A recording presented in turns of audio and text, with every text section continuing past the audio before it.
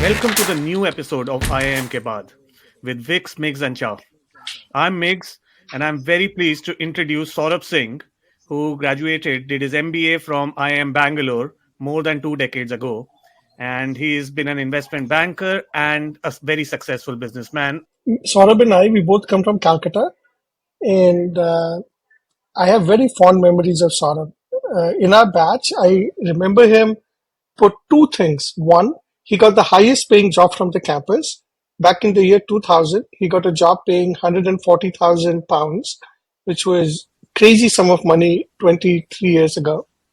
And the second thing, I remember him as the most genuine guy on campus. कि इसके मुंह पे जो है इसके दिल में भी वही है. There was no filter between his heart and his mouth, and that makes me respect him a lot because I think he's very genuine. And as you guys get to know him throughout this episode, he has made some choices which are very counterintuitive, like going from an investment banker to coming back to Calcutta to take care of his father, to then running his father's business and growing it almost 100 times from where he took on his father's business. And today, his pharmaceutical company is the biggest producer in Eastern India. And we'll come to know of him more. So he's made some very counterintuitive choices, very genuine guy. And I think all of us will love hearing from him for the next 1 hour. I really agree with Vix that he was one of the most genuine people, and I believe he still is. That basically not having any gap between what he thinks, what he thought, what he spoke. I think one of the other memories which probably everyone on campus has is Saurabh's record on kind of not taking a shower for a long time. So we'll talk about it further as to what has changed, how that has evolved. But yes, I really look forward to knowing Saurabh more. I haven't spoken with him, I believe, since we left campus. So looking forward to understand what he has been doing and knowing more about it. A lot of our viewers, it's been 23 years since many people met you, and I'm sure a lot has changed, a lot of water has flown down the bridge. So tell us, where have you been and what have you been on the bridge? So tell us, where have you been and what have you been doing in these last 23 years since campus? And possibly maybe touch upon what you did before the MBA. Nice to see everyone again. I met Vikas and Migs only recently. I haven't met Manish in a long time, so it feels like a continuation. Before campus, so I basically did my BCom, then I did CA, then I came to IIM.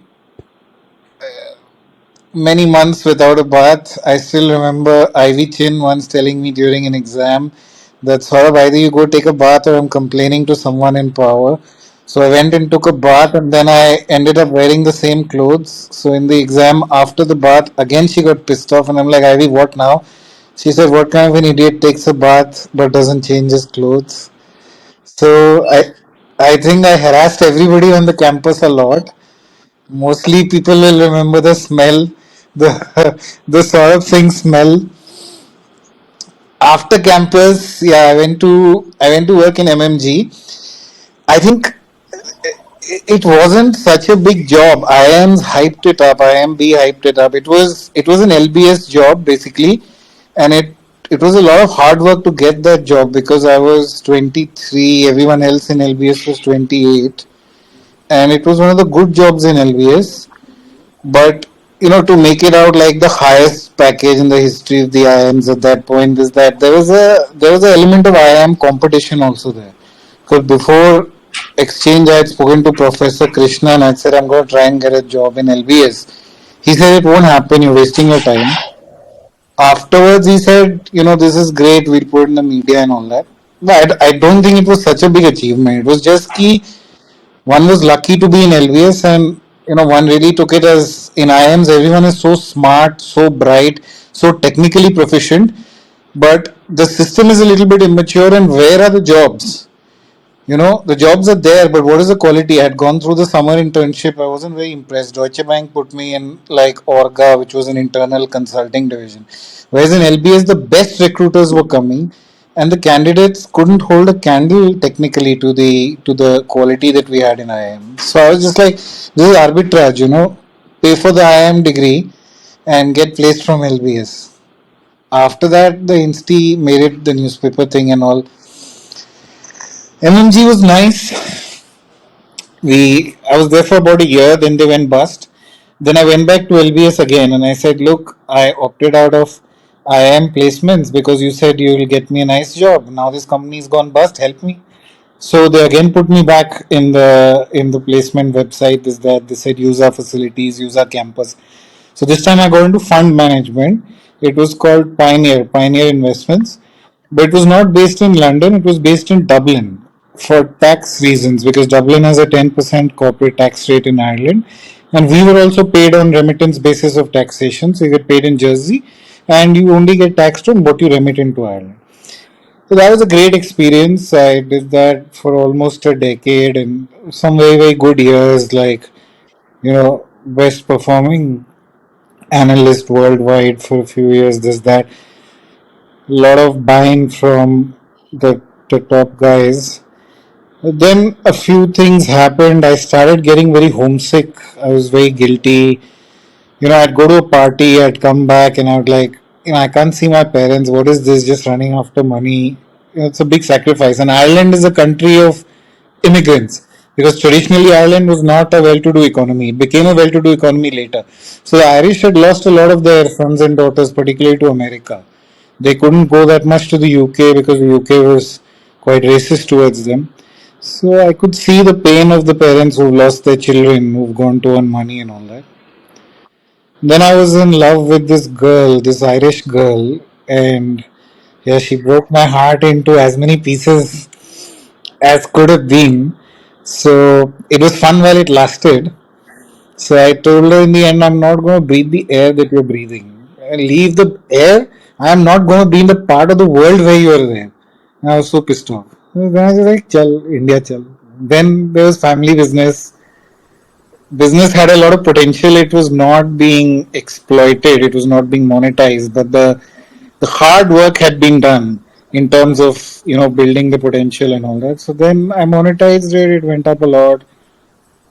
God was kind. Okay. Been here for how long? When did you return from Ireland? 2010. 10. Okay. Okay. So you've been here now, back in Calcutta for Yeah, 13 13, years, 14, 14. 4, yeah. 13 years, Got chal. it. Yeah. And all this time, have you been in the family business? All the time, yeah. Got it. But well, it was a big challenge because there were other things also like dad had, 1 year after I came, dad was diagnosed with liver cirrhosis. He wasn't a drinker, but he used to like rich food and all that, so he had fatty liver. That's a very complicated disease to manage, very complicated. So over a period of 9 years, there were over 100 hospitalizations Wow. once a month on average. And when you're dealing with a disease like that, it makes you very focused because you just can't afford to drop the ball. No? He'll start bleeding all of a sudden at night, or that focus then goes into your work as well. So you're like, I'm already fighting this battle. Let me fight at work also. Try and bring everything up together. But that was quite a defining battle of my life to to get him to hospital 100 times over 9 years. I'm grateful I got that chance. Very grateful.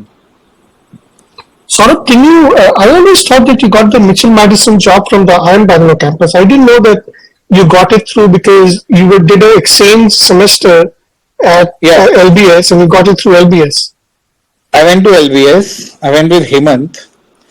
I used to, and I was just shocked. Like, I mean, they had work ethics. Technically, they didn't know anything compared to IIM. IIM was full of geniuses compared to LBS. So I started going through the placements they allowed me. Every interview I was getting, I was going in. Then after that, they were putting me on the analyst program because I was young and I was a bit raw also. LBS average age was 28. So that was just heartbreaking. So one day I was sitting in Regent's Park, I was crying into the lake.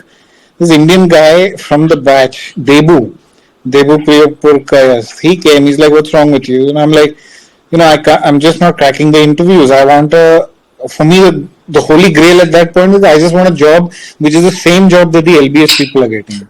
So he trained me. He showed me how you got a certain amount of gravitas in the interviews.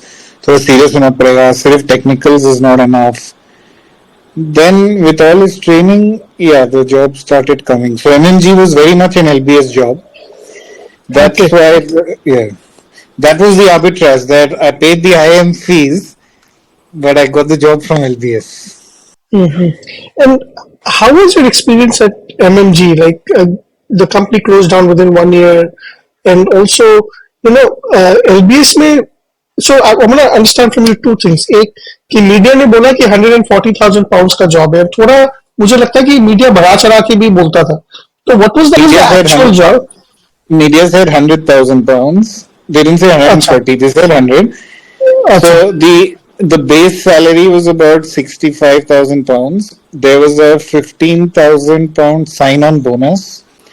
The अच्छा. minute I got that in hand. The first thing I did is went to the bank and transferred it to my dad, because at that time there were loans in the business and all that. So yeah, I also wanted to help him to whatever extent. Then there was performance bonuses and all that. So yeah, all inclusive. Even if it wasn't 100, it was 90, 95 rupees. So Okay. it was not 140, but it was not a great exaggeration. Okay. What was the exaggeration is that all the media should have said is that the guy got a job from LBS, rather than best package ever, this, that. That was the competition amongst the IIMs, the one-upmanship, all that. So how was working for Mitchell Madison? How was it? कि एक साल में जब company बंद हो गई तो what did you go through? What was the experience like? I just, at that stage, we had all come from, it was a difficult India that we had come from at that point. And I'd seen my dad struggle a lot in the business, and he had some loans and all. So at that stage, my only priority was make as much money as possible and send it back to him so that he can repay the loans and, be proud of his son. So every month when I used to get my salary, I mean, what work I was doing, I have no idea. I don't think I'd ever make it as a consultant. I don't have the structured thinking of a consultant. But every month I get my salary. First thing I do is I go and transfer 66%, 67% straight to India. And on the rest I'd survive somehow. So yeah, it was very lucrative. But we had all come from a different India. It was not today's India. We had all come from an India where we had seen struggle, we had seen our parents struggle. So for me, going to London, I was just like, just send back as much money as you can. And that I was quite grateful for. That in the first year, yeah, I could send back quite a bit. And in terms of learning and all, consulting never had my heart. So I had a few projects. There was a project with Deutsche Bank. There was another project where the Saudis were saying that we're running out of oil, so let's start farming potatoes. They were flying in consultants to help them understand which part of the country they can farm potatoes, etc. My real So career, did you get to visit Saudi Arabia I did as a consultant? once.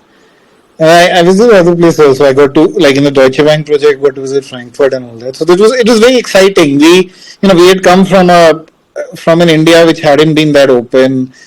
It was just the concept of working in London was very exciting. Everything was so organized and all that. At that point, 23 years ago, it was quite an adventure. Then And after the at that event, age, it would have been really it fun was, as well, right? It was. yeah, it was.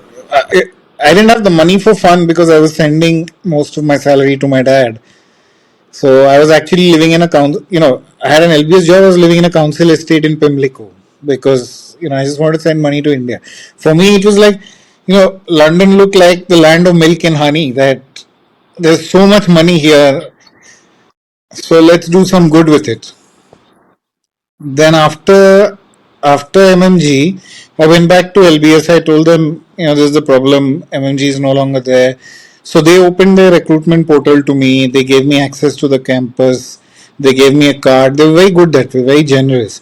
And then I got Pioneer, and there, yeah, that I really enjoyed. Trading, fund management, equities. I mean, that was something that was really close to my heart. Really, really was. Okay, so I think you are more of a equity trading analysis instead of a consultant. Correct. Yes, because consulting, you're just, you're making presentations. You're not taking responsibility for the output. As in, and there's a lot of focus on, you got to cross the T's, dot the I's, etc. when you're making the presentation. So we used to be sitting in the graphics department till 10:30 at night if there's a presentation the next day. Fund management was more, direct. You do the homework, you make the presentation to the investment committee, make the investment. Maybe for a year and a half, it won't work out. It'll work out after that, maybe spectacularly. And don't hug the benchmark, beat it by as much as you can. That job I really enjoyed. Really, I mean, that was just fantastic. So what were you doing? Did you have amount of money that you were investing, or were you analyzing companies and making investment recommendations? Like, what is the job like? Can you share with us? From day one, I was investing actual money. From day one.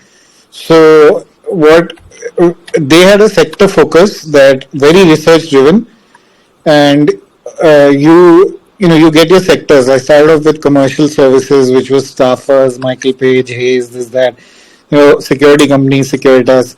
So that was a small sector, and there was a company called Corporate Express that I invested in. Everyone was like, it's going bankrupt in the 2002 crash, before the 2003 recovery. उसमें बहुत homework किया, spoke to the investor relations, went to Amsterdam and visited them numerous times. So it was nice to travel around a bit, and came to the conclusion that 2 years of double-digit declines, number of white-collar workers in the European workforce, still this company doesn't go bankrupt. So the CIO came, everyone was panicking, markets are going to zero. Experienced investors had started selling off their shares. I doubled up. When I doubled up, and then when the market turned, so I beat the benchmark by 53% in a year, which they'd never seen before.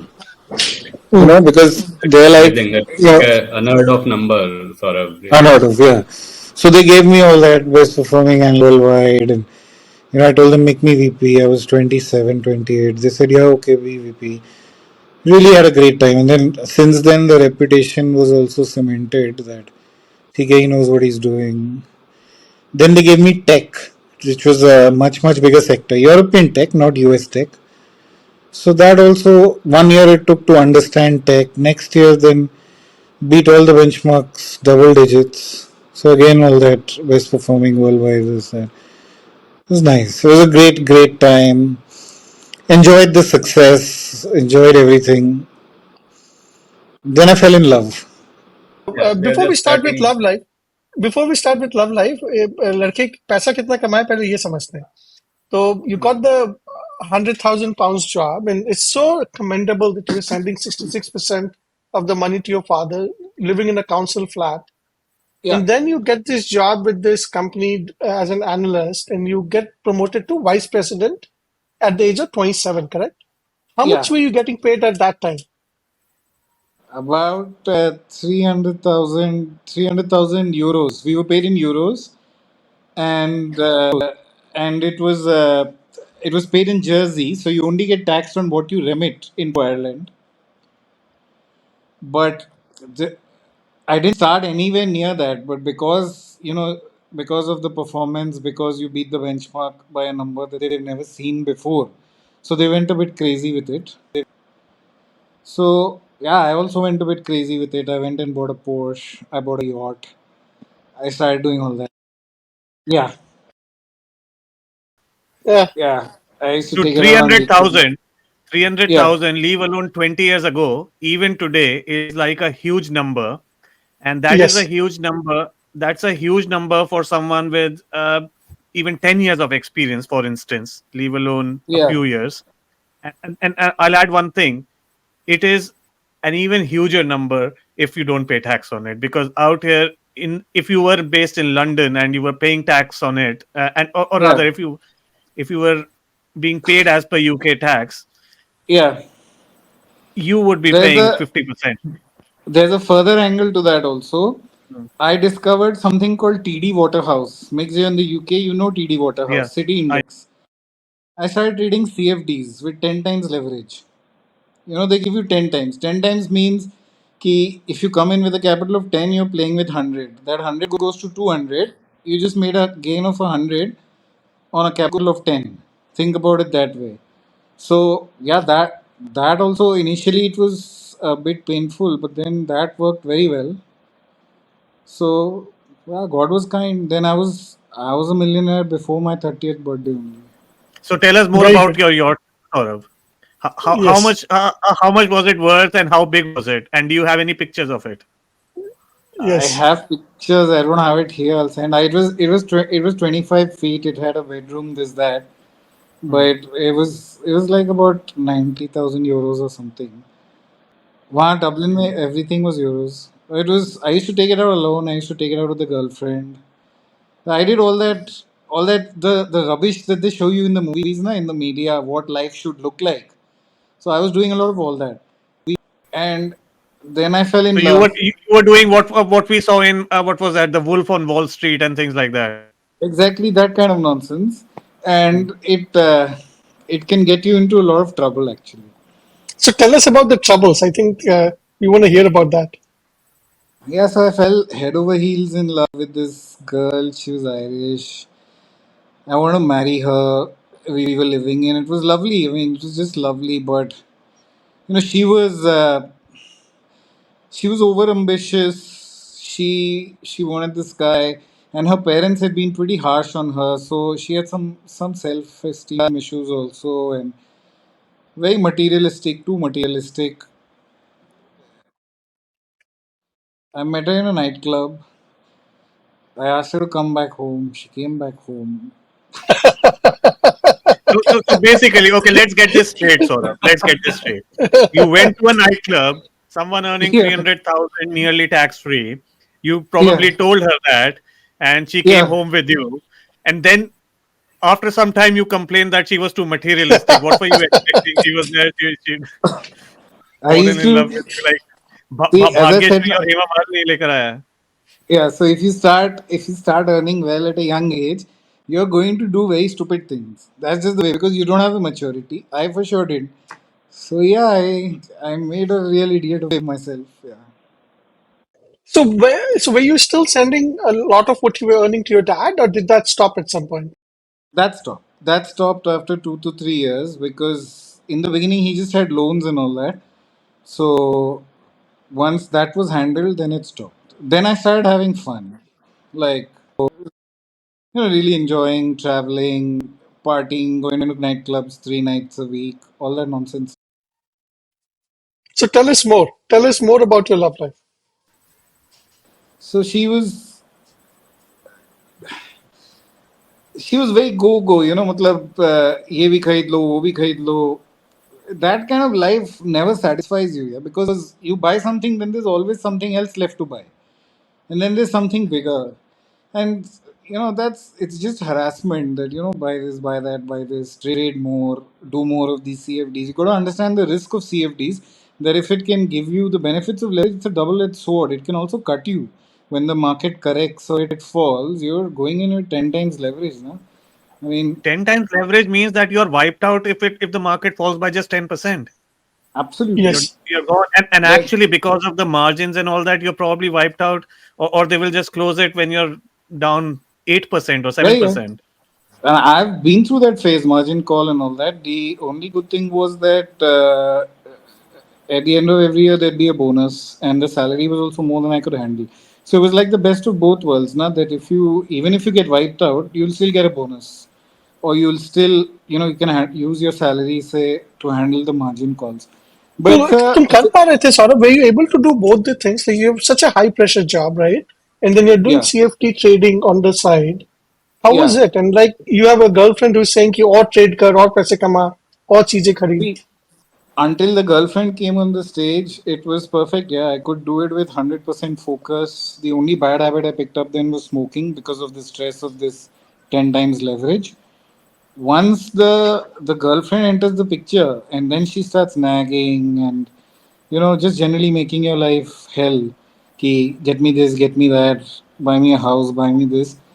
Then your focus goes away from if you're going in with 10 times leverage, you better be 100% focused. Nothing in your life other than work, because you're playing with fire. You're anyway playing with fire. You're over ambitious, whatever you are, you're playing with fire.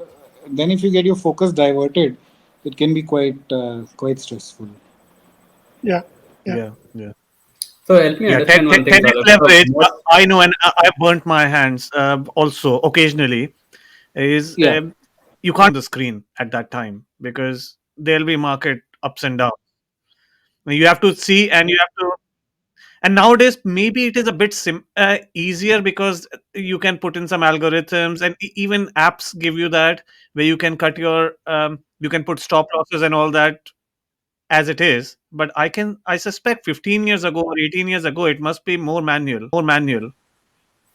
yeah. And there'd be days when you'd be up six figures. There'd be days you'd be down six figures. So it's just it gets crazy. But if ever in life you feel that you want to make a quick buck out of something, and if you feel you're going to catch a trend, go in with 10x leverage. Don't be worried about it. Just focus, catch the trend. Within 1 year, you'll be surprised what you ended up with. Like literally surprised. Nowadays, most of the CFDs, I have traded FX, mainly cable. And that's like 35x leverage. So, so 'Cause that will wipe you out in a 3% move. Yeah, well, the thing is, I don't do it very regularly, to be honest. I think I made a bit of money back in the day when who was that 3 week prime minister who came and the pound crashed to nearly one. So I think I was on the right side of the table during those 3 weeks yeah. on a I was doing 35x it leverage. on just one stock called Corporate Express, where because of my job, I was even in that stock in my job. That's the one that helped me, do that great performance against the benchmark. When that it had become a penny stock, so when it went from 2 to 8 in the 2003 recovery, I was not using leverage at that stage, but I made good gains without leverage. After that went from 8 to 18. There was a pause in 2004, and then the peak was in 2006, 2007. 8 to 18, I rode it with 10 times leverage, and that's just crazy. That ride is just crazy. I mean, all kinds of wonderful things can happen if you get a move like that with leverage. You can pyramid now Perfect. because And you see that as your that's the kind of move that everyone wants. Obviously, you don't get it every time, but yeah so I think that kind of answers what Vix was asking you. So because you yeah were doing the same stock which also doubled up in your professional life, then you were looking at the yeah same screen probably. Um, yeah. so that's better. But so so why one this stock? question, It's a new sort of stock. one question here. Just so in general, what I've heard is some of the financial institutions are quite strict about trading on personal account when you are also trading on the institutional side. So is that Riva, something which you were you have permitted to to do, or how you is have it? to pre-clear. They had a rule called pre-clearance. You take the pre-clearance, then you can trade. Got it. Which is fine. You go to the compliance department. You say I want to do it on my own account. You take the pre-clearance. That's not a problem. People were doing. Not that many people would do it with leverage because leverage is very scary. Hmm. And the other thing with leverage is you can pyramid that as your gains keep accruing, you can leverage those gains also. Wow. You Okay. can re-leverage the gains. Just like if it goes against you, there are margin calls. If it goes in your Mm. favor, your gains are coming.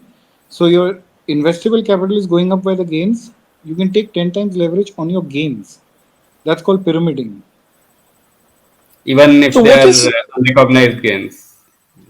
Even if it's unrecognized gains, because it's Wow. showing up in your account. But that way, what you're doing now, so now you're not just 10 times leverage, you're 10 times leverage and riding the pyramid risk also. और ये CFD होता क्या है? I don't know what CFD is. Contract for difference. So you go to any CFD provider, but you got to be really confident in a move and in a particular equity. Like, In my case, I was talking to the management, I was talking to the investor relationship department, so I knew quite a bit. So it's called contracts for difference, the CFD providers. VIX, I think in India, I think it's called margin trading in BSE and all that. I think it's called Okay, margin trading or something similar. Mane, So in the US the way also it is called works is, margin.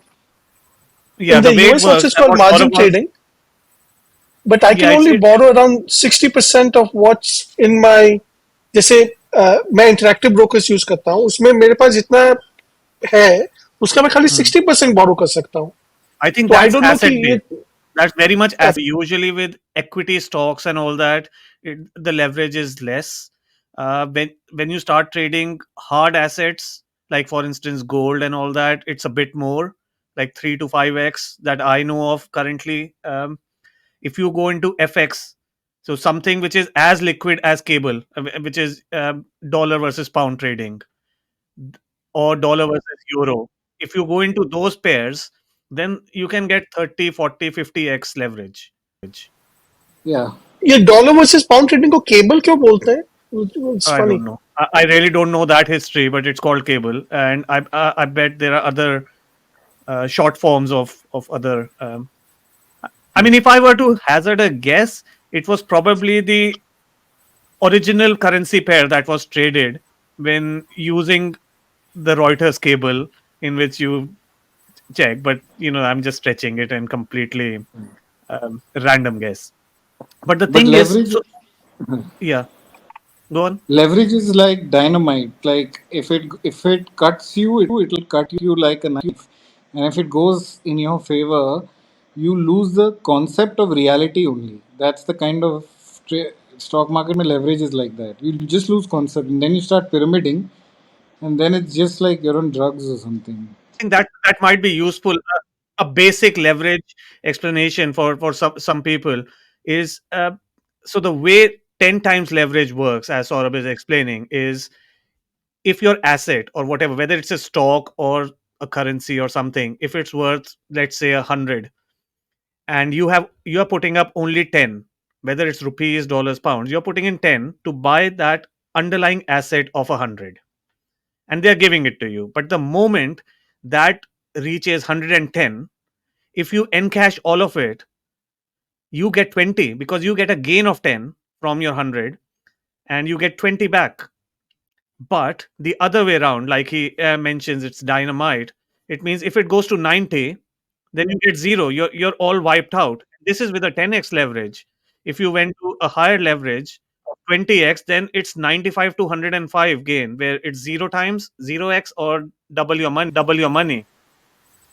Yeah, okay so and and and explain and this to a what non-finance guy explain this to a non-finance guy how do I do this like if I am confident that S&P 500 will go up next year how do I Yeah. leverage 10 times on S&P 500 So I will first answer.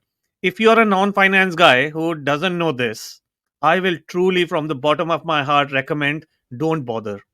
Don't bother. 90% of the time, you will lose all the capital yeah, that you put in. Then the then weak chance then that you you'll come might and say Saurav and Mix caused your heart attack. exactly. So So that's on not just campus, a it was like disclaimer. It Saurav is doesn't have a bath. Now it's like Saurav is causing heart attacks. it's a very strong suggestion, not just a disclaimer. So don't do it. But if you Yeah, want to do it at some point and you want to start, then it's just you're putting in the money, where you're saying, I'm putting in 100. If it goes up by 10, that's fine. If it goes up by anything, that's fine, as long as. But the moment my 10 goes off, then the trade is closed. So the bank or whoever is lending behind you, and you don't know who's actually lending in the financial web, but whoever is lending behind you, they've given you a stock or an asset of worth 100, but you only put in 10. The moment your 10 gets wiped out, which means technically if the asset goes down to 90, you're gone. You're completely out off the table. They will sell it back. And so they're not losing. You have lost your entire money, not just. And the stock, if you were to buy it with 100, you would have lost 10% of your money. But now you've lost and what everything. what interest rates do they charge do they charge like uh, the treasury bill plus normal, 2% something like that very very reasonable. I didn't never even looked at the interest. If it's going in your favor, the interest rate will be absolutely Yeah, the gold interest mine. rate doesn't matter to the max, I think. अच्छा But तो they मैं will एक बात decide मेरी how much leverage to give हाँ, you, okay, So see, depending so on your. nowadays explain. there are all these trading apps, and anyone and everyone, right from the rickshawala to the receptionist, is doing it, and that's what I अच्छा see, and that's what I feel scared about it.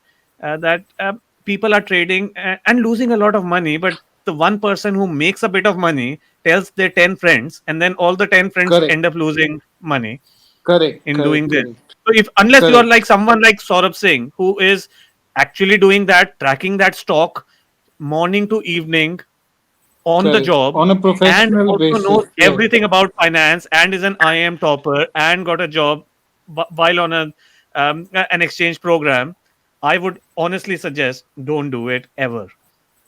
नहीं Don't look so for let me that no, it's ask fast you also buck. about नहीं, access. And I personally also think now here's I'll just add one last thing is I think you have a better chance betting on a Manchester United versus Chelsea game than you have on CFD trading unless you are tracking the asset morning to evening every day. Yeah, and you it also helps if you have access. Now, if you have access, if you're working in an institutional investment setup, you'll have access to the management. You'll have access to investor relations. You can pick up the phone. You can't pick up the phone and call the CFO anytime, but you can definitely pick up the phone and call the IR guy anytime with your queries. That access reduces the risk a lot. But for the layman who's going in without access, he's playing with fire, definitely. That's true.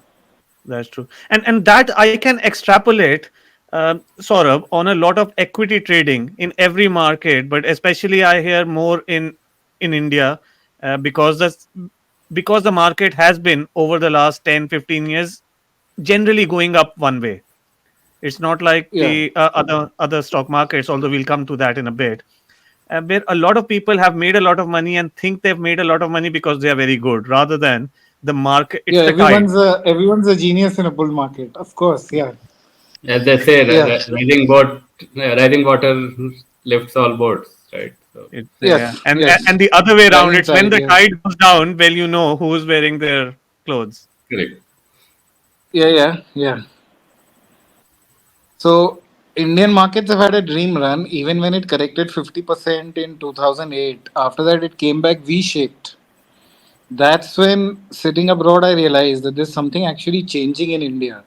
Because other markets didn't come back so fast V-shaped, but India just came back like 2008 never happened. And then it just went crazy. I mean, the markets have gone up a lot. People have done well out of it, of course. There's a fundamental reason also, no? There's a whole society being built here. People are working hard, they're taking risks. This is a country on the build, it's on the way up. So anyone who can deploy capital will benefit, of course.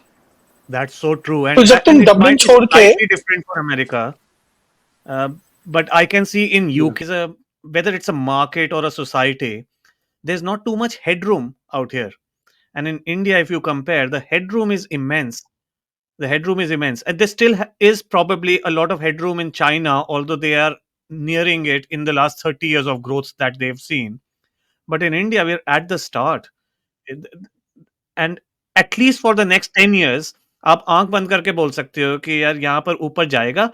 Obviously there will be shocks, and one of the shocks that might come in, we will see. I suspect otherwise, but there could be a shock in May after the elections. Who knows? But right now, the markets are factoring in a return of the current government, which, at least from a commercial and growth perspective, I think it should be better than the alternative, if there is one.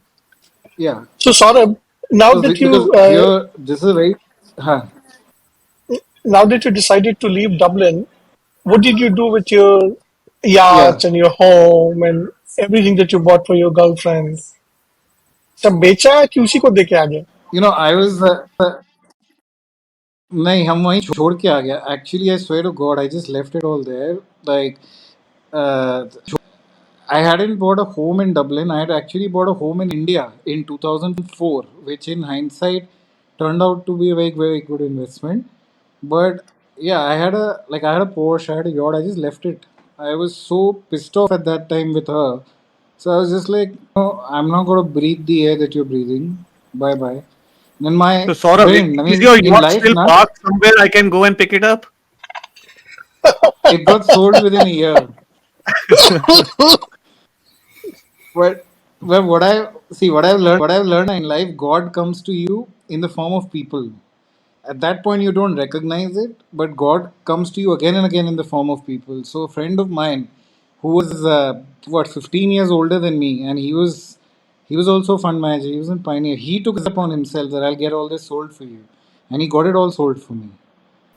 So, Very nice. I was right from starting to dream LBS, and about I'm the yacht, crying. Saurabh, but you crashed my dreams. मुझे लगा कि यार अभी इसी weekend पे जाके ले आता हूँ. Very nice. But yeah, I just left it all and just came away. I was like, whatever. But God has come in my life many times through people. So you basically I think it's the same for went back to everyone. India. You went back to India because of your breakup, or were there other factors also involved in that? Oh, see, it was not. I mean, it was a huge extent because of the breakup, but it was also because I had kind of lost faith in the Western world for for a number of reasons. There was too much debauchery, there was too much debt. People were not working hard, but they just wanted to borrow and live the good life. You know, I can tell you, like, mix, you go to London, you go to Birmingham, and see the number of women walking around in mini skirts on a Friday night outside the nightclubs. So I was like, this society it's peaked. It probably peaked in 2000 itself. And what is the future? And I wanted to take a risk. I wanted to bet on India, and we were in asset management. Everyone was talking about India. Everyone, like the trajectory of emerging markets, India this, India that. So I was like, chalo, let's try India, because the West I'm not that convinced about. To India. So you came to India to trade in assets like you were doing, or do something else? To do business. My dad thought I'm mad, that why would I come and do business in India? But I had a lot of evidence about problems in the West, a lot. Like, it was a 25-year inflationary cycle, it was a debt driven cycle, there was debt to GDP issues, and even just a general entitlement of everyone, that, everyone wants to buy nice things and they'll use leverage for that, and they think that it's accepted in life that you have to have nice things, whereas in societies like India, it's more of a work driven society, yeah? That you work hard, you save. I used to read a lot of Jim Rogers and all that. Jim Rogers had moved to Singapore in 2006 or something, because he wanted to be closer to China. So I just thought, and I was missing my parents. So tell us some crazy stories. इतना serious talk हो रहा है. But tell us some crazy stories. तुम 27 years old, vice president with a Irish girlfriend. Tell us some crazy stories. So what was the craziest thing you did? Craziest thing, we traveled, like, see, there was a place called Brook Lodge, okay? This was about an hour's drive from Dublin. They had a beautiful. I think Mix is gone again. It's just showing a photo. Brook Lodge had a beautiful. Acha. So Brook Lodge had a beautiful hot tub by a stream, and the weather in Ireland is anyway cold, and so we fell in love with Brook Lodge. We fell in love with the hot tub, and this is the way, this is the way people were living then in the West, 2006, 2007. So we're going there once a month, twice a month, driving roof down, having a good time. That is literally how debauched. And हम लोग जो when we watch the movie Wolf of Wall Street, we see a lot of drugs happening. Were you around that culture? Did you try it? No, never did any drugs. Cigarette, yeah. And were you around that culture? उस TV ने जो दिखाया कि analyst और तुम्हारे juniors क्या drugs करते थे? No, nobody. Drugs it's a very hyped up thing. Very rare, because once you're doing drugs, you can't present yourself properly. No one does that. And I mean, I didn't know anybody who was doing drugs. There are other forms of addictions, like alcohol or cigarettes or lighter forms of addictions. I've never come across anyone doing drugs to cope with the pressure. Maybe in hedge funds, which is like, if you go and work for Citadel, or if you go and work for any other, GLG was very hot then. If you went to work for GLG, there the pressures were much much higher. Maybe there. Okay, But okay. as you said, if you are doing drugs, you can't sustain yourself in that pressure. So No, no, no. You can't. You won't be able to show up on time. You won't make it on time for the morning meeting. And there has to be some professionalism has to be there. So drugs is more a media thing, na, that everyone is crouching under their desks and taking drugs. But reality में नहीं होता है.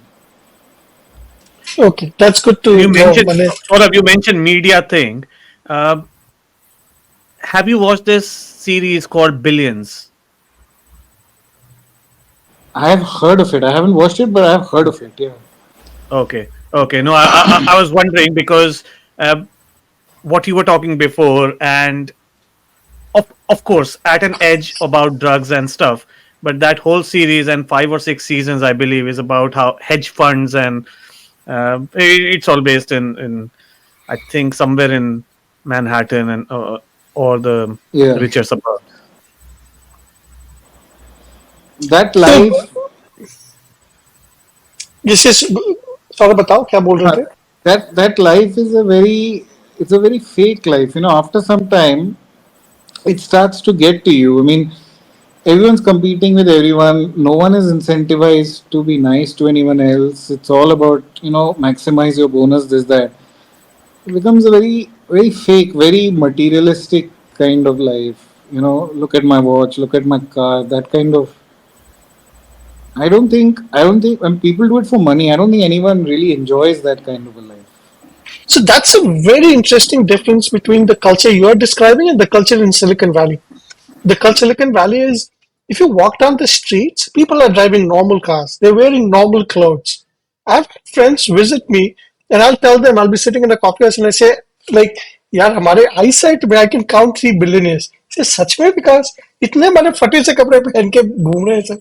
तो ये culture बहुत different है उस प्रकार से, बहुत down to earth, and nobody's wearing fancy watches, and Yeah, So, Vix, it's just kind of, I was asking Saurabh about Billions, which is more the hedge fund kind of life.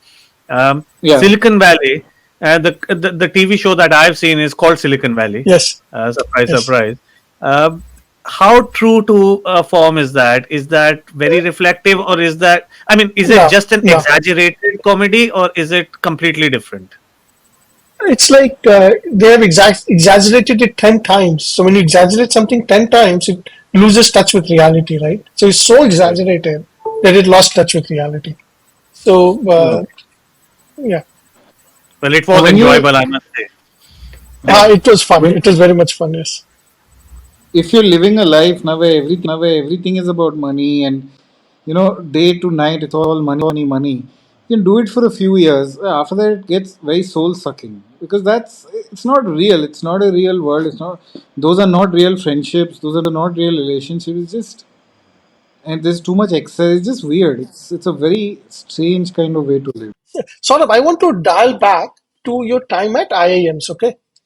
So you referred when we started the show कि you didn't, जैसे Ivy Chin said कि सौरभ तुम नहा के आओ.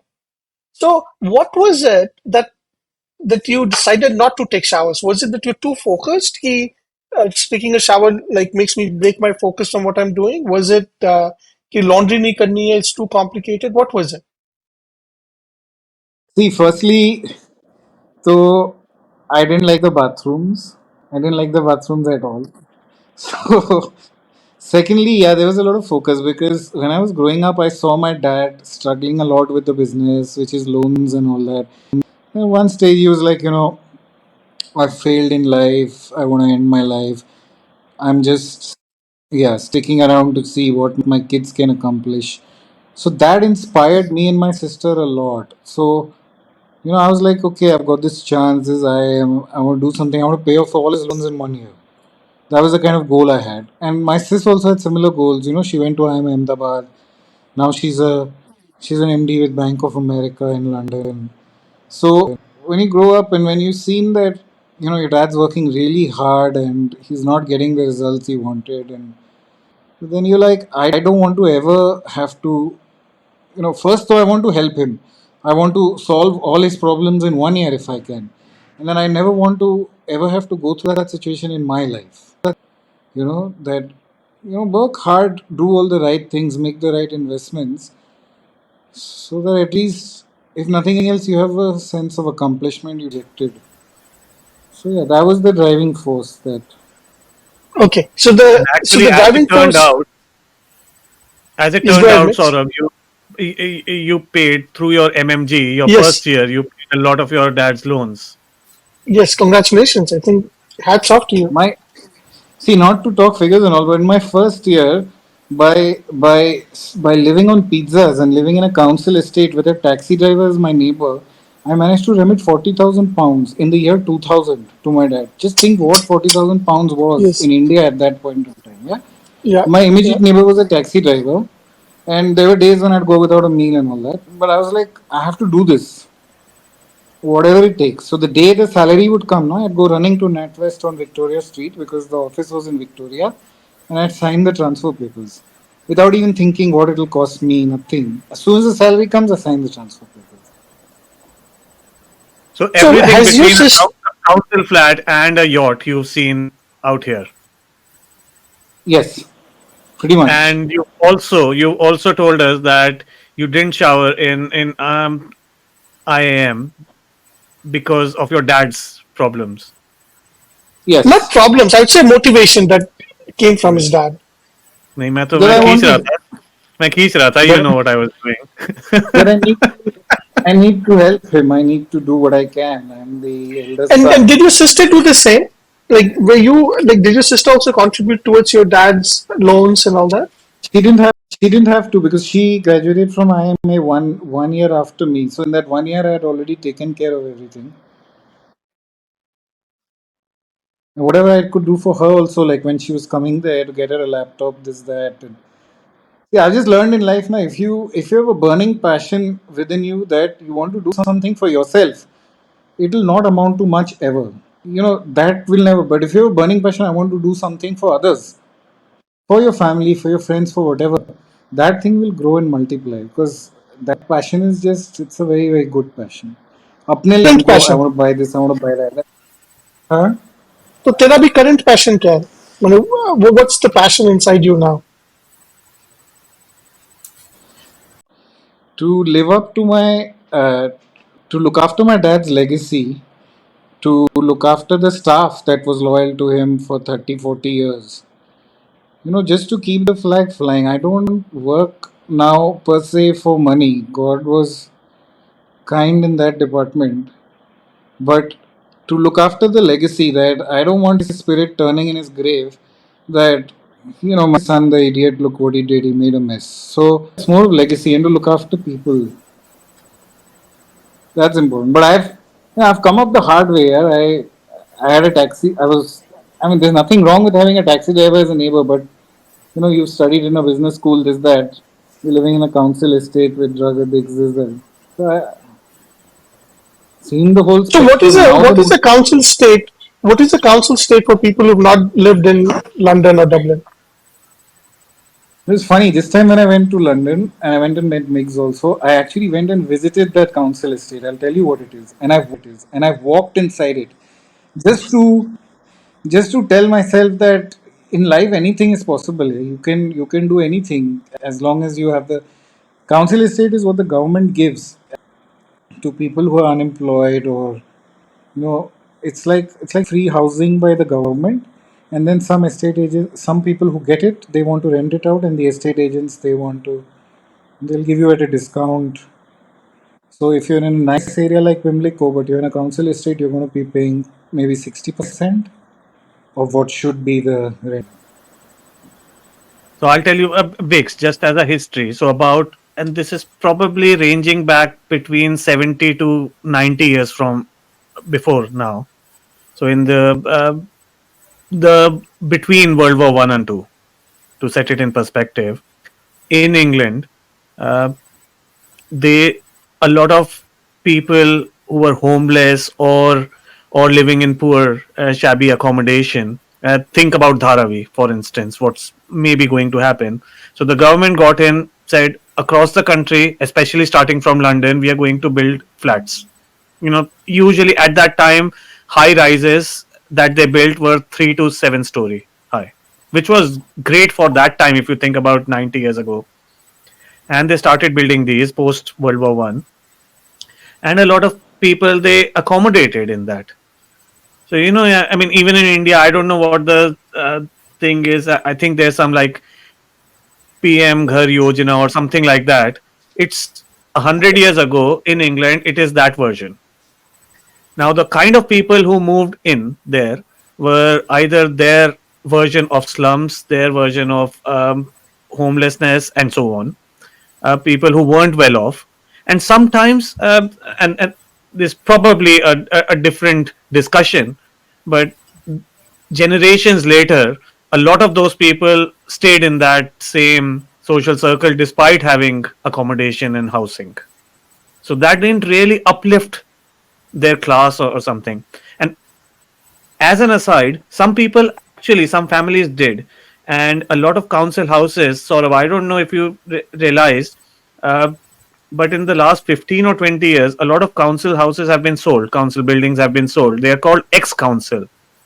So Yeah, at some point, I'm not in tune with that real estate regulation, but the government agreed that we are delimiting this where you can sell it off, yeah, because previously you were technically on rent from the government, even though you kind of owned it. As long as you stayed, you can't sell it off. And then people started doing you know uh, power of attorney kind of things. So a lot of council flats became ex council, which means they are as good as anything except the gentry has changed. And in the last 10 or 15 years that I've seen, there's been a lot of gentrification in areas. And sort of, have you observed from when you were here in 2000 to 2010 versus places like King's Cross, places like some parts east of Liverpool Street, which were not very well regarded? What's your view on that gentrification? Well, I'll tell you an honest view on London. Yeah, I hadn't in my life ever thought that a country like the UK can have a cost of living crisis. So, I had stopped visiting the UK. I moved back to India 2010, and I had sworn to that girl that I'm not going to breathe the air you're breathing. So, for a decade, I didn't even come to the UK. I was forced to come in 2021 October when my dad died to do his last rites and all that. And then after that, I came again the next year and I met you. It's not the UK that it used to be. It really isn't. I Buckingham Palace.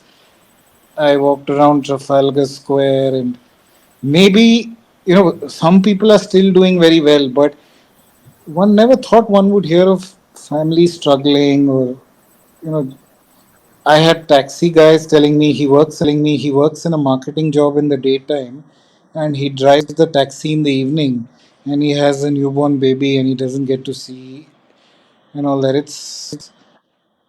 I was quite surprised. It's not the UK it used to be. Yeah, yeah. Well, I haven't seen that pre 2008 UK really. When I came here, it was a crisis, one of the biggest financial crises ever that we've seen, the Lehman-led crisis.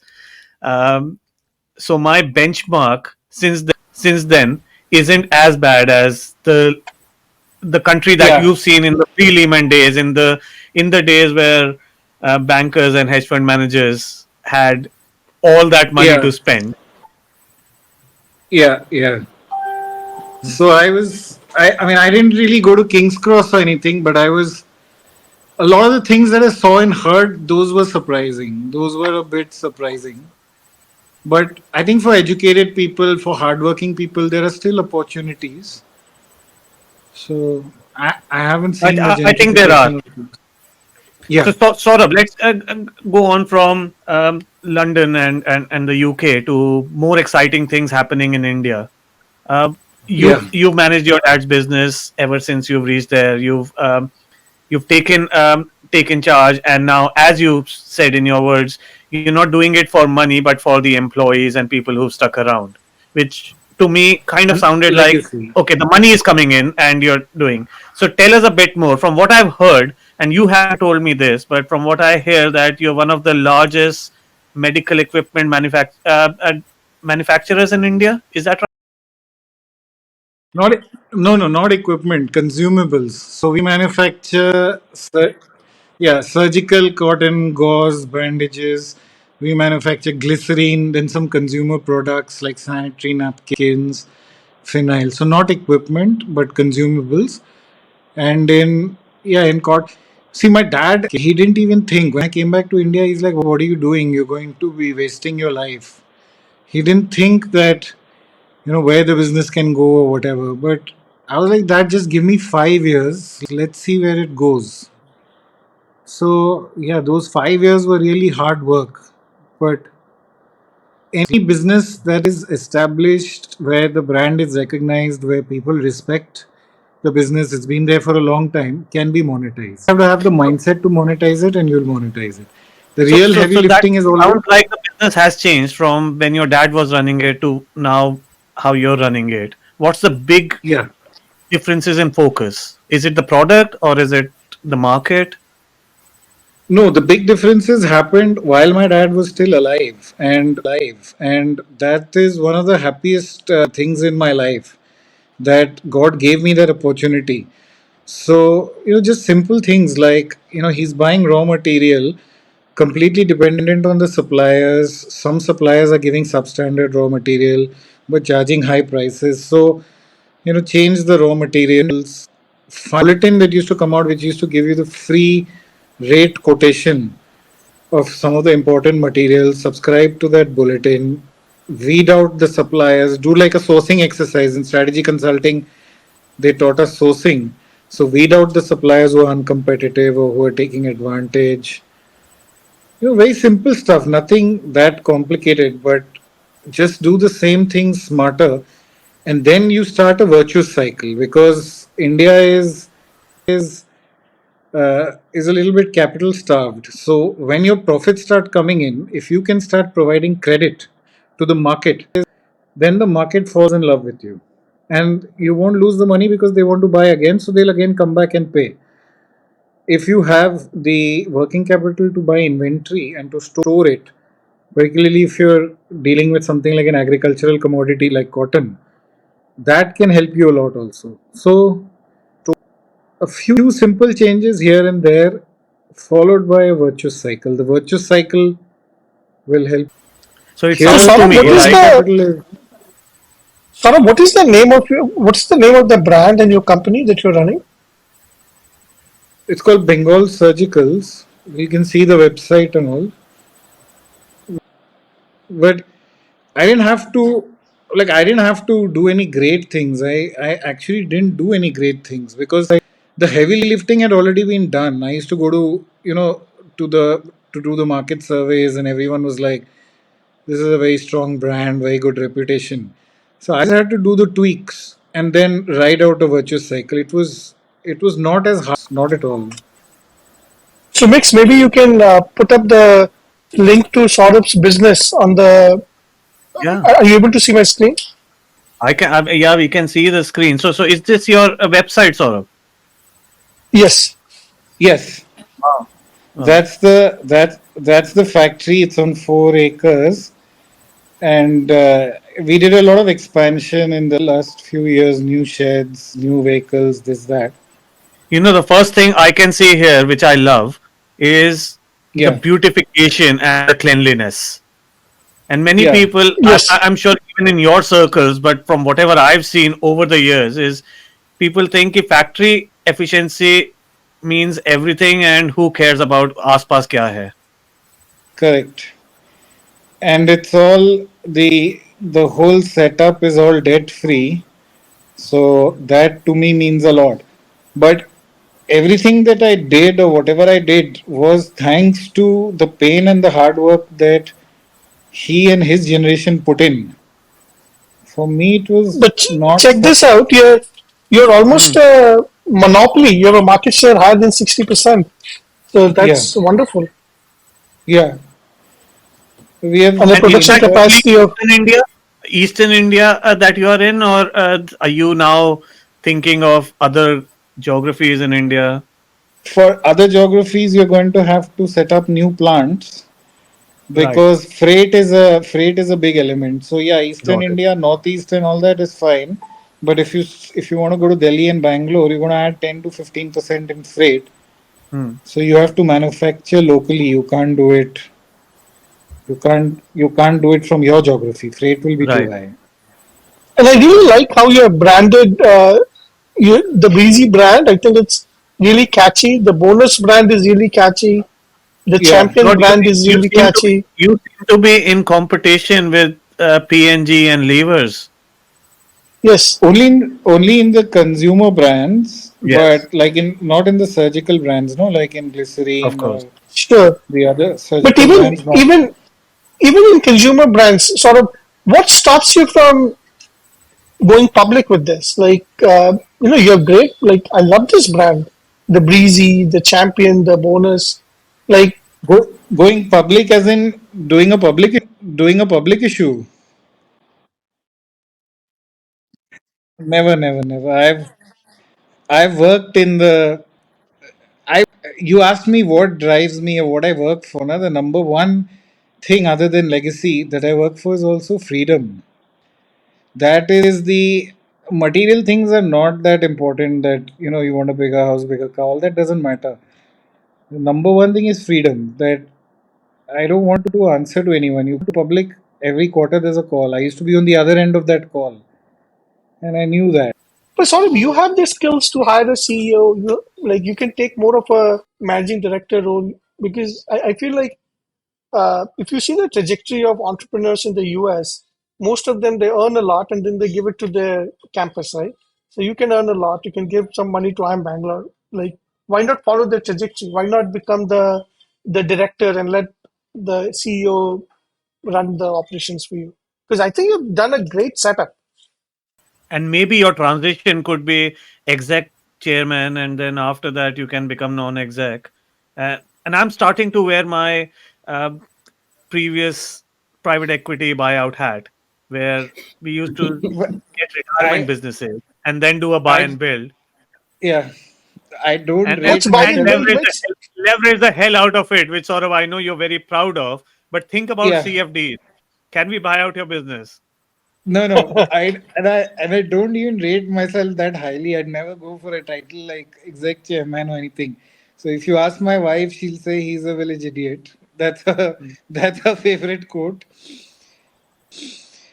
I think one has to decide कितना चाहिए यार. The whole infrastructure is debt free. We have. I mean, I'm I'm kind of done here for this. At least in terms of materialism and all that. बहुत किया बहुत देखा. It doesn't give you that much joy. So I don't want to do anything reckless. Before doing a public issue or something, you go and borrow from the banks. That's the easiest. You show them your infrastructure and you show them you have no debt and you ask for debt, they'll give you debt. But it's a different driver. I like the freedom. If there's some very good project that comes up that you really feel you want to invest in, then you go and raise capital in order to fund that project. You're So sort of, if you let me understand from you the sanitary napkins market in India, right? I Yeah. I'm sure the market is going to grow 100 times in the next 10 years. A lot of Indian uh, population is still not using sanitary napkins. Why And don't you GST has become, been exempted. yeah, why don't you become like, what are the economics? What are the unit economics of one sanitary napkin that you make? And why don't you become the best value for money sanitary napkins in India? Like, why doesn't, like, what stops you other than the ambition? I do see that. I do see that you have ambition to self actualize yourself mostly in spirituality and other things and not money. But say if Mix was to, he's an investor guy, if he was to get you the right CEO, what stops a CEO who joins your company as a professional CEO from making Breezy the best value for money sanitary napkins in a growing economy, See which what will I've increase consumption 10 times? Saurabh was saying. if I had to grow, if I had to get an investor, if I had to get debt and all that, it would be more for the surgical products because there we are very good in terms of the manufacturing know-how, the experience and all that. My thing about it, investors, and don't get me wrong, mix is a venture capitalist and all that, is that the minute they enter, they're already thinking about exit. I've never seen an investor who enters and says, I want to be there for 40 years. You know, so So I think sort of we had on resolved many that. years ago, we'll take the, yeah, No, on that, I was just commenting on looking for an exit. That is absolutely true.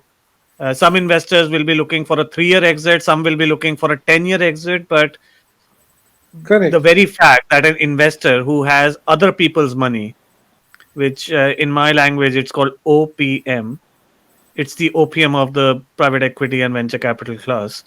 Uh, you have to return it to them.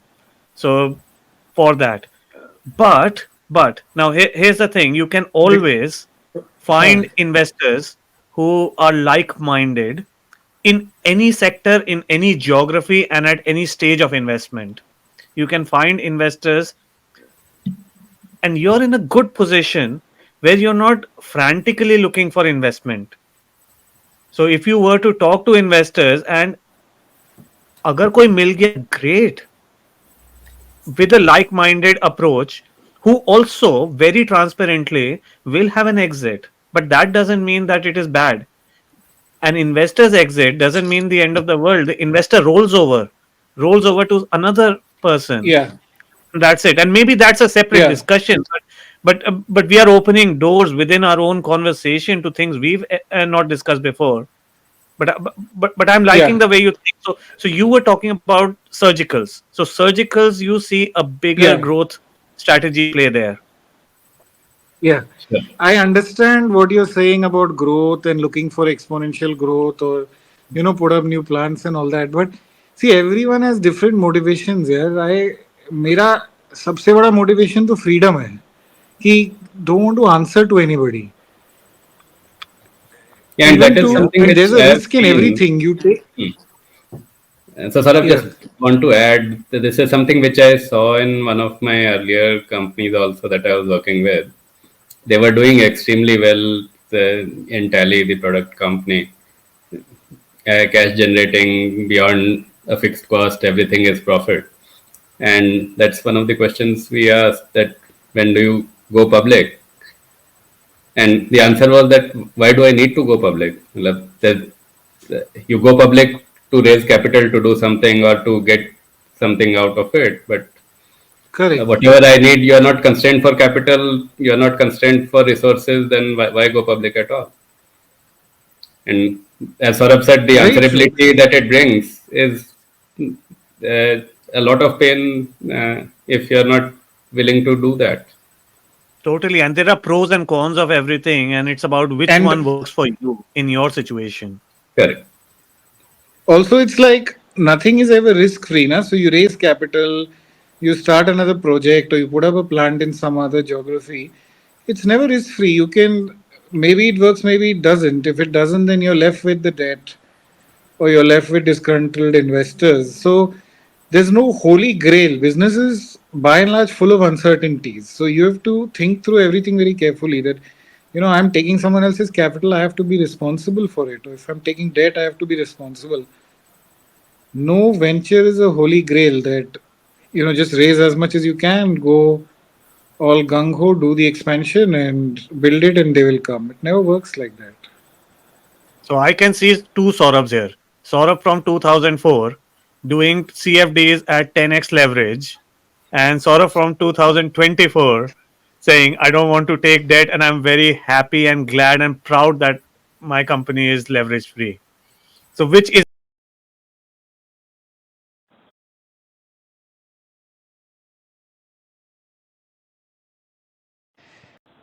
In 2034, Saurabh will probably be a sadhu, probably be living in the Himalayas or something. There was a 2004 was a stage when I needed the money. I needed to help my father. 2024 is a stage when the hunger is not so much there. 2034, I'll have just given up on the world. I'll be meditating naked in a mountain. So just sort of dialing back a little, you mentioned earlier that the surgical businesses were basically you guys have been doing well, and I just wanted to add. So my dad has been an orthopedic surgeon in Raniganj for a long time. Of the kind of products that you guys make, right? Cotton, crepe bandage, surgical gauze, and all of these things. And one of the things which I understood, talking to a lot of pharmacists and so on, is that the pharmacist has very, very high margins on these products as compared to medicines and so on. So, is that something which you believe helped you when you started giving credit and so on, or has that economics changed? We focused all along on margins. Margins was critical because we knew the market position was strong. So we we won't work under a 20% margin. Many times we sacrificed revenues in favor of margins. That was a absolutely important focus, that don't just run after the revenues. And any product, by and large, any product, whether it's an advertised product, whether in an advertised product, people are making 40-50% margins. So the customer doesn't even know that it's advertising. You Correct. hear all the ads on radio, TV, but you're only paying for it because the margins are built in that way.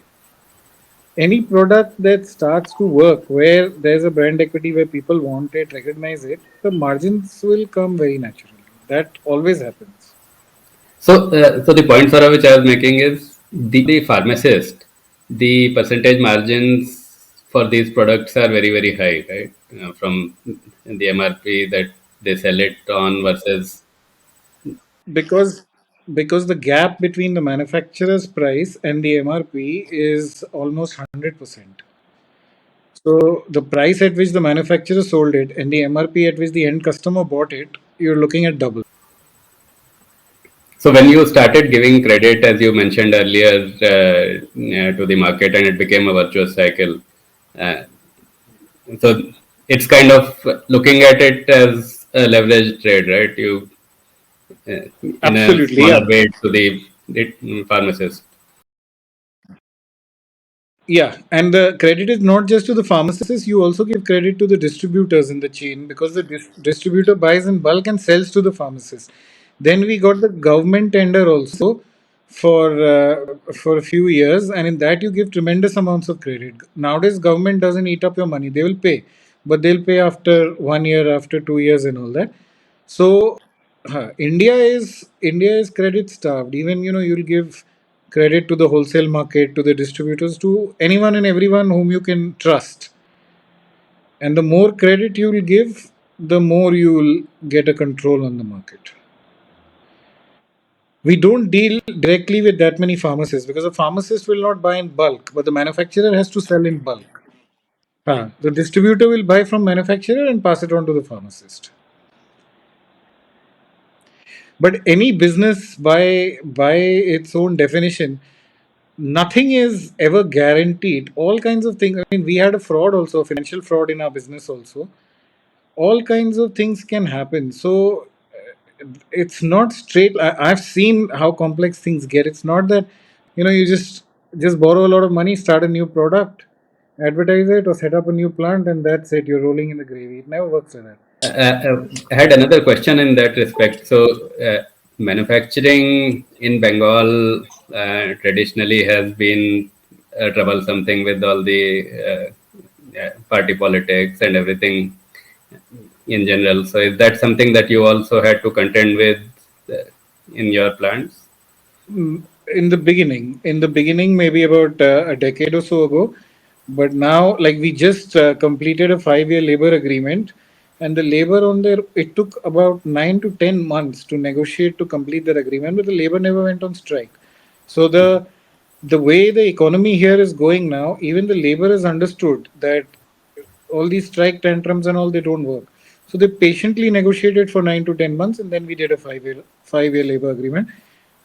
The professionalism here has improved a lot all over Mhm. India. It's improved a lot. Even even the labor and all, there everyone is seeing that they have a chance, they have an opportunity. Why would you go on strike, disturb everyone? That used to happen maybe 2 decades, 3 decades ago. Correct. Two, three But decades back, it was a major problem in Bengal, absolutely, driving yeah, industries out and so yeah, on. yeah, yeah, yeah. But now they don't. On their own, they don't want to. They don't want to harass. At the most, they won't show up on a few days. They'll disturb your production a little bit. That's it. Or they'll do some narabazi outside the premises. So I went and took a video when they were doing narabazi. But that's it. Nothing else. They won't do. But Uh, generally, is that still a problem or a challenge in West Bengal? This because the Communist Party is out, right? Yes. Trinamool Or is in. is that also like very communist? You have to anyway provide funding to the party wherever your factory is, and if you're operating on scale, you have to fund the MLA every time his election comes up. You have to fund him a little bit every year. So if you're in business, you have to have all that political connections. They don't So allow the basically, the laborers party to. name has changed. The party name has changed, but it's still business as usual in that respect for them. Yeah, but this party is much more pro business than what CPIM and all those were leftist parties. Current Yeah. party is not that leftist. But you have to be hand in glove with the politicians all the time. That too you have to do. okay, guys, with that, I think I have to catch a flight. So please let me leave. And you guys continue the conversation. Sort of once again, very nice meeting with you. And I come once a year to Calcutta to see my father. So I'll be there in December. फिर मिलेंगे और बातें करेंगे.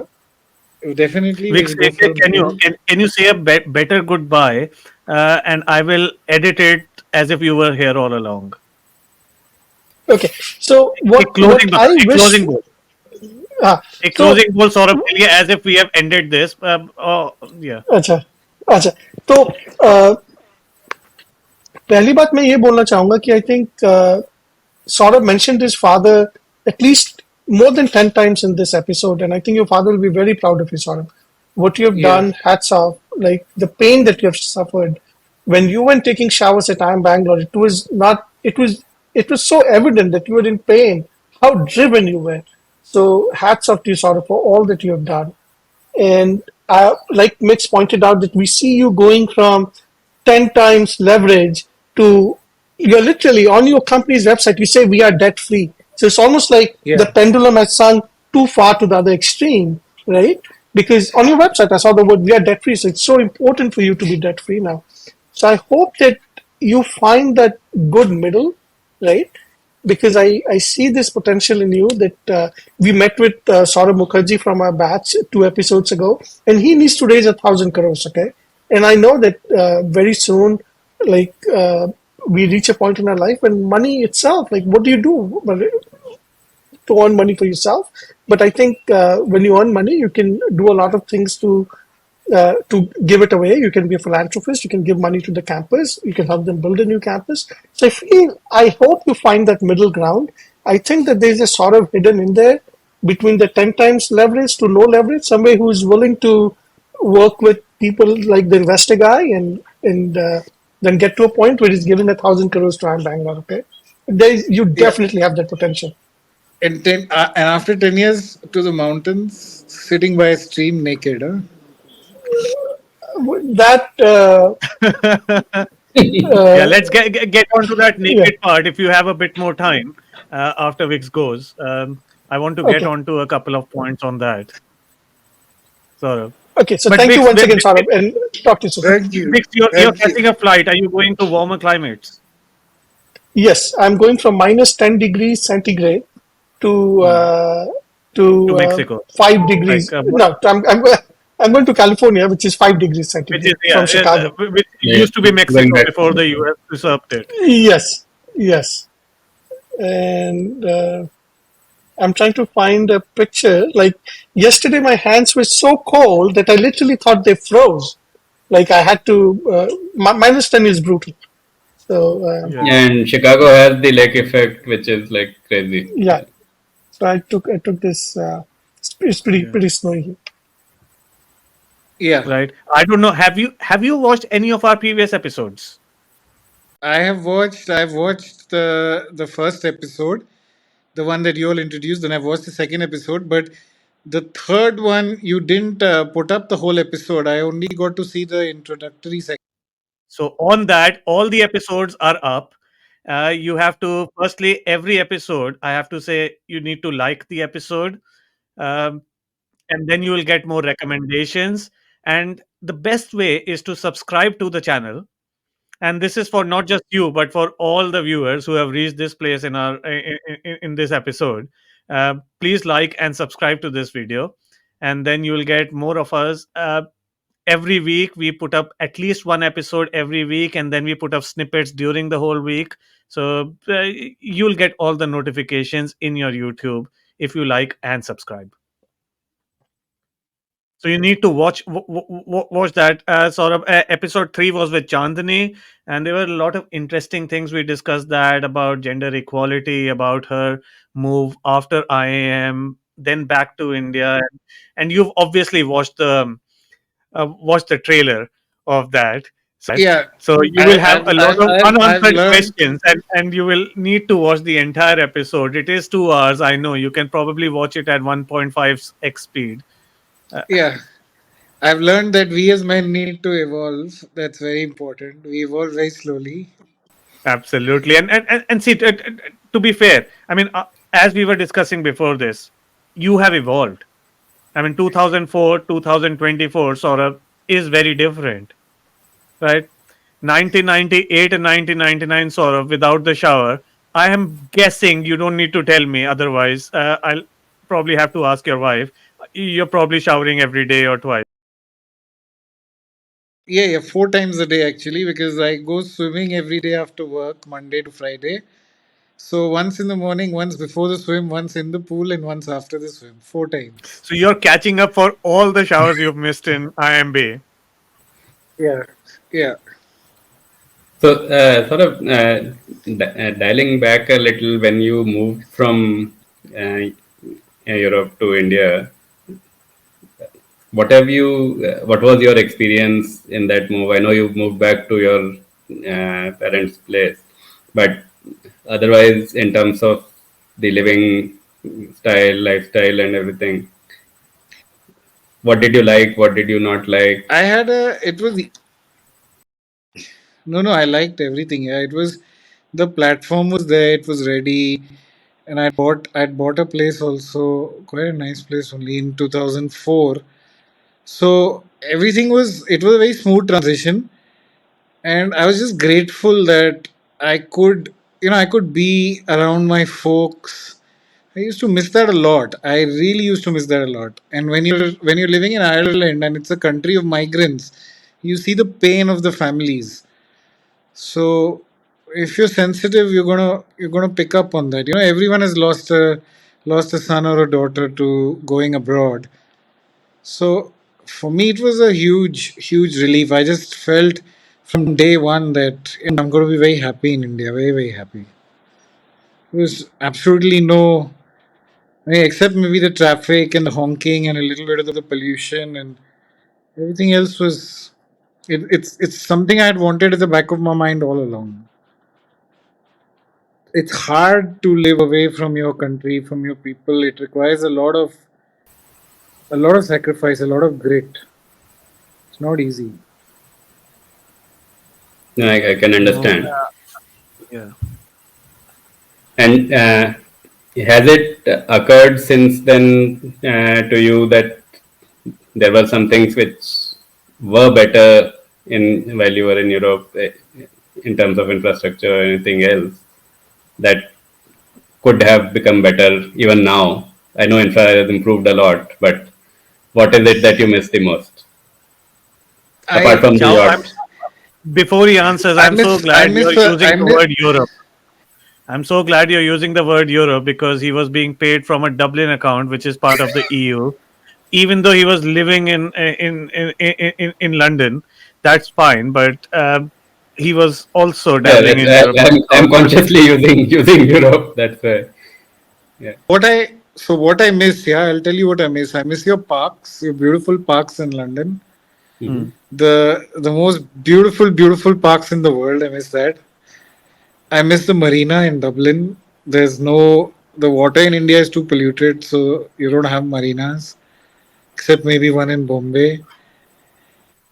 I miss a few things. I clean air. Clean air is something that you definitely miss. We can't get everything here. God's not going to give you everything. You have to make a trade off somewhere or the other in life. So yeah, there were some nice things. Clean air, clean water, clean food. Those were nice things, definitely. And when you got back here here to India, uh, I believe then you would have got married after moving here. So, Pretty much, yes. yeah. We, so, what was your kind of time period before you got over your heads over heels love to become ready to get married? within a year of moving to India, so I met my wife within a year. She had been in America for 16 years, and she had done her studies and all this. So she also moved back. And then we started dating and all that. I had completely given up on love. That love just it's a weird thing. It doesn't work. Two people have different agendas. They want different things out of life. It's very hard to meet in the middle. And I met her. We started dating, and India has been India has been very kind to me. I really love India. It's hard to express it in words, but I I just feel like a fish swimming in the right sea when I'm in India or pond or whatever. Or when the tide goes up. Yeah, or when the tide Which, goes up. Yeah. which, as we were discussing earlier, I think the tide will continue going up or remain there at least for another decade or, or two. Yeah. And money is not everything here in life. Money, success, these are not everything. When you're in India, you get a lot of love. 'Cause you're with your own people everywhere you look. In the UK, in Ireland, you're still always an outsider. You don't have their skin color. You're not white. Here, it's your own people. All kinds of people will come up to you, and you just. I love it. You just get a lot of love. As Vikas said, I've probably changed a lot in the last 20 years. I've started appreciating different things. So, sort of on that note, and I'm just trying to pick up, you were mentioning that a decade from now, you will probably be in the Himalayas doing meditation. Now, that whole spiritualism thing reminds me that we are now sitting, since it's past midnight for both of you, we're sitting on the 21st, and tomorrow is the Ayodhya inauguration, or what's it called, the Pran Pratishtha. So, what's the feeling um, in Calcutta or in your segments about that? Do you feel proud? Do you feel what's the big hullabaloo about? What's the general sense? Because I'm sitting in London, uh, I only read NDTV and Times of India and whatever else. Uh, I don't get the feeling as much as you. Okay, so I mean, there is obviously a lot of around this for something which people had been craving for many years. But I think one of the things which I have seen change drastically over the last few years and more in recent times is that in general people have become more vocal, more assertive about what their identity, especially religious identity, has been. One funny thing, really, which has been happening, at least in political circles, is that everyone is trying to kind of not miss the uh, upswirl which is happening, right? So you see these Tuesday bhajans happening in Delhi by the Delhi government. You see the Karnataka government kind of announcing that all the temples in Karnataka will have special puja on the 22nd to celebrate that. Even though the ruling party is not participating, is not joining the event, so no one wants to be on the wrong side of it, simply because you don't want to antagonize the majority population which is voting. So that is there. The government has declared holiday. The markets were working today because Monday is a trading holiday because of this. So Yeah. lot of changes, Which but reminds me, today was trading, right? If yes, I caught that, yes. today there was a trading open. Okay. Saturday trading was full day trading, and Monday is a holiday. Yeah, I So completely forgot about that. While I absolutely don't do day trading in the Indian markets, or at the moment in any market, to be honest. But yeah, I like to keep track of end of day index. right. Yeah. But the thing is that there are a lot of local celebrations happening everywhere in apartment communities and even in companies and so on. We had, even as us, we had demand for kind of giving half day off so that people could celebrate.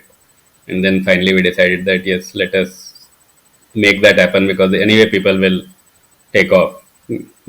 So why not make it a part of the policy? I think I can relate to it. It's about keeping employees happy and understanding what the employees are looking for, and sort of from what you were saying earlier about your employees being there for the long term. Is that also uh, what you've thought about? Have you done that? And what else is your feeling around this tomorrow's mandir inauguration? The marketing of the event and the marketing of what might come in the future. It reminds me about 3 years ago, we had a platinum jubilee of the Queen, Yes. and then last year we had the coronation ceremony of the new king after 76 years of the Queen being the Queen. And both these events, 2 years apart, were marketed so well by the UK, whether it's TV rights, whether it's tourism, whether it's local tourism and people going out and celebrating and things like that. It just led to what most estimates, and these are all estimates, say that one day each gave about between 1 to 2 billion, it's with a B, to the UK economy, just those one day. So 2 2 billion each or 1 billion each, so let's say 3 to 4 billion. That is a huge number. And You know, the way I see tomorrow happening about the Pran Pratishtha is that is a starting step on whether it's, you can call it religious tourism or you can call it cultural tourism, but people coming in, local businesses flourish because people are coming in, hotels improve their occupancies, and then people go next. It might be Kashi, Mathura, whatever else. It's that part, and whether someone uses a cultural aspect or a religion or otherwise, to me, I see that as like it's marketing to a lot of extent, and marketing a country. And what is your country's USP? You can't compete. I mean, well, you can, and maybe that is it. If we are getting religion into it, you're competing with the Hajj with Saudi Arabia. You're competing with the Vatican visits with Rome, and people go there and the amount they spend. I'm talking pure commercial aspect. Do you see any of that there, or is that like too early for you to comment right now? see, India is such a big, beautiful, complicated country. don't think they need to do this Ayodhya thing for more tourism and all that. In the UK, na, even in the year 2000, I remember people saying when I was working in consulting, they used to ask that is the royal family still relevant? And the most common answer would be that the royal family brings in a lot of tourism revenue. So for 24 years, they've been justifying the royal family, saying it brings a lot of tourism revenue. I actually feel a bit bad for the royal family because they're like birds living inside a cage. Everything that they're doing is being monitored. All kinds of controversies. They are not leading normal lives, and the taxpayer is paying, and it's all justified as it brings in revenue. I mean, India is so diverse. अपने को, I mean, we have beaches, we have mountains. Why do we need Ayodhya here for getting in more tourism revenues? This is a country that from north to south, east to west, is there anything that is not here already for the So tourist? when I say tourism, I don't necessarily mean out of country tourism, but people within India. And it's not maybe tourism is the wrong word. It's a commercial event. There are tens of Yeah, I mean, thousands people yeah, converging tourism tomorrow. tourism will is kind of a side effect, I would say, not the primary intent around it. And basically, religious travel has been around in the country for ages. It will continue to be around. But I think one of the things which has happened, so one of our school seniors stays in Ayodhya. He keeps reporting from there what is changing. In terms of infrastructure, the city has undergone a sea change. There's an international airport. There are like some seven flyovers and all those True things. that, yeah. Yeah. And obviously, people who are staying there locally, they are seeing it firsthand. And as you said, over the years, they will start seeing the economic benefits out of it. But yes, people have been traveling for years for religion, and it's just getting facilitated better for the population. And tourism was, like I said, probably the wrong word. It's about an event that creates the need for an infrastructure. Just in the same way, uh, Olympics, Asian Games, uh, Correct. whatever else, Commonwealth Games, that was a bit of a downer. But I remember staying in Delhi, 1982 Asian Games, the Asian Games village and They, everything, the infrastructure they built were the there. biggest event. Exactly. Yeah, I mean, it should have been beaten in 2010, but there were other reasons there. But Olympics 2012 in London, the number of stadiums built, the number of apartments and hotels built because of that. That's when you start which pays back from a very commercial aspect. Is that what you're seeing, or what you've heard about Ayodhya? Is that the perspective then? So haven't heard this aspect of it yet. I mean, not so much residential infrastructure and all, but yes, more hotel rooms and all are opening up. I wouldn't say they have opened up a lot still, so there's still limited supply. But giving air connectivity, giving better road connectivity, and so on, that has definitely already happened. We'll see over the years what more development happens. We saw news recently that in some enclave, Amitabh Bachchan bought a plot for few crores and so on. So real estate prices have obviously gone up in the city. So a lot of it will emerge over the next few years, is what I believe. Well, I hope that leads to more infrastructure, and whether it's infrastructure in terms of roads or hospitals or other commercial opportunities for the population in that. Saurabh, so does that come under East? Because you were saying Bengal surgicals in East India. Is Eastern UP in East India, or where No. do you draw the line? Any part of UP is not in East India. So East India would be Odisha, it would be Jharkhand, it would be Bihar, it would be the Bengal, it would be the Northeast.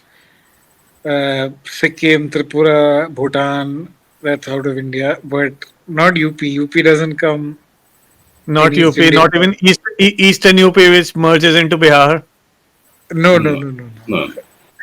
no. Okay. And I And, won't. and, and and to service all these hypothetical new infrastructure and including hospitals and other healthcare centers that might get built in Uttar Pradesh, where would your supply chain center be?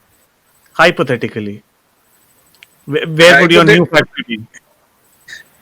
somewhere in somewhere close to Delhi. If you want to, you have a certain hinterland that you can send via delivery vehicles. You can have your own delivery vehicles, etc. So it would be somewhere close to Delhi. So you're saying Western UP But more in that Ghaziabad to Lucknow belt than something ha else. Right. And maybe if ha you were setting up a factory, maybe Uttaranchal has a slightly better tax benefits than Uttar Pradesh. yeah. So maybe Haldwani and or something like that. But I find this focus on setting up another factory. I find it very sweet, very heartwarming. See the reality of setting up. I look very relaxed. I'm chilling.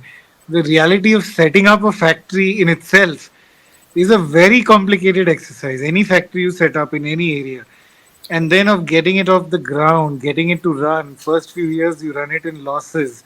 Any business you start, na first few years you will run it in losses because you're finding your place in the market. Then to turn it profitable.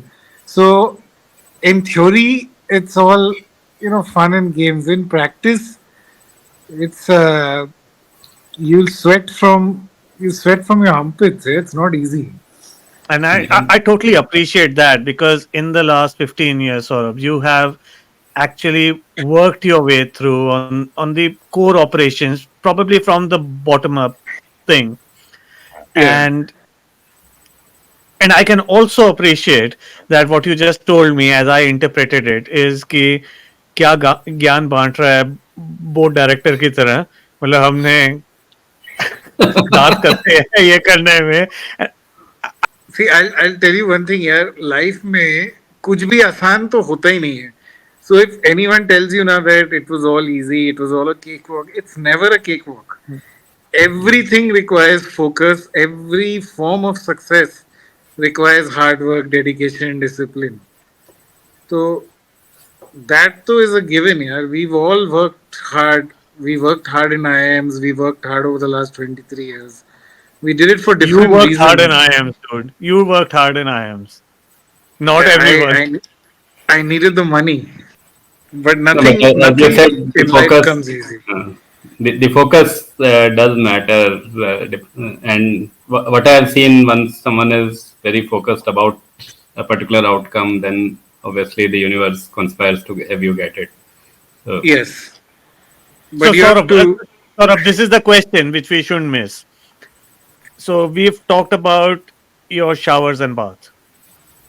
Yeah. How did you manage to lose weight since IMB? And when was that? Was it before your girlfriend or after? It was just over the years, as you grow older and older, your appetite also comes down a little bit. Your sugar goes up a little bit, and even if I see, I tell you honestly, Migs, now I'm looking very relaxed and all that. The things I've been through in the last decade or so, they were not at the same time growing a business, running a business, handling dad's disease. Cirrhosis is a nasty disease. It's a disease that has no cure. So the doctors here gave up on him in 2015 itself. And then we had to get a doctor called Dr. Jalan from your country, from the UK. And he came with a completely different treatment. So I mean it's nice to say that, oh, I'm all relaxed, life is good, this, that, but there's been a treadmill, there's been a real treadmill. In all that, yeah, you lose some weight also. If you're taking care of a parent who's terminally ill, that's not an easy experience at all. Yeah. No, I hear you. And when we met a few months ago. I remember telling you uh, कि सुट्टा छोड़ दे. It's not good for health. And coming for me, who would smoke for nearly 20 years, uh, but has stopped about 6 years odd ago. Yeah. I I think I have the ability to say that कि मैंने किया है and it's not that difficult. And you didn't smoke when you were at IMB, so yeah. So, but apart from that, based on your dad's diagnosis, I hope you're eating better food, more salads. I hope your baby is going to do the hunter unless she herself is into all that fatty food. No, no, and I'm working out every day. I'm swimming 5 days a week. Saturday, Sunday, I'm walking. Health is the biggest wealth here. It's if you get any serious disease, Knows that you're having 4 showers a day. yeah, 4 baths every single day. Take See in life, na yaar, we come through a trajectory. Now, different things matter at different stages. So when you're young, you're really hungry. You don't have anything else to think about. It's all go go go. As you grow, you evolve. Even as men, you evolve. So the now health is really something. I mean, we don't evolve as well as women, but Once again, very nice meeting with you. And I come once a year to Calcutta to see my father. So I'll be there in December. फिर मिलेंगे और बातें करेंगे. Uh, पहली बात मैं ये बोलना चाहूंगा कि I think Saurabh mentioned his father at least more than 10 times in this episode. And I think your father will be very proud of you, Saurabh. What you have yeah. done, hats off. Like the pain that you have suffered.